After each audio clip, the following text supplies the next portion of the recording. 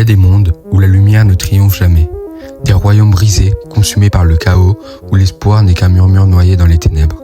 Bienvenue dans l'univers de la Dark Fantasy. La Dark Fantasy, ou Fantasy noire, c'est la face obscure de l'imaginaire. Là où la Light Fantasy érige des héros et des royaumes lumineux, la Dark Fantasy détruit ses illusions. Ici, les dieux sont morts, les chevaliers corrompus, les monstres omniprésents.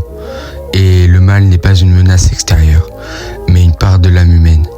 On y trouve la peur, la fatalité et la violence, mais aussi une étrange beauté. C'est une fantaisie plus crue, plus adulte, une quête non pas pour sauver le monde, mais pour survivre à sa déchéance. Mais c'est dans l'œuvre de Robert E. Howard, créateur de Conan le Barbare, que le genre prend forme. Puis vient Michael Moorcock et son anti-héros Elric de Melniboné, albinos tourmenté, porteur d'une épée dévoreuse d'âmes. Un miroir sombre tendu à l'idéalisme de Tolkien. Plus tard, les jeux vidéo Dark Souls et Bloodborne, les comics et le cinéma, comme The Witcher et Berserk, propulsent le genre dans la culture populaire. Mais ce qui fait la force de la Dark Fantasy, c'est son regard. Un regard qui ne fuit pas l'ombre, mais l'embrasse. Pourquoi sommes-nous fascinés par ces univers où tout semble perdu ? Parce que dans l'ombre, la lumière devient précieuse. Parce que la Dark Fantasy nous confronte à ce que nous voulons ignorer.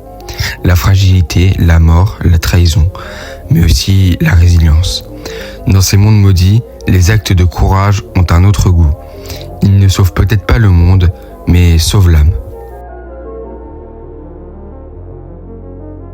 Il y a dans les ruines et les ténèbres de la Dark Fantasy une forme de beauté rare. Pas celle des mondes parfaits, mais celle des choses brisées. Des cités antiques englouties sous les cendres, des forêts hantées par des esprits oubliés, des cathédrales éventrées par le temps, vestiges d'une grandeur passée. Chaque paysage est un poème en agonie, chaque silence est un cri retenu. La lumière, quand elle apparaît, est fragile, presque sacrée et vénérée.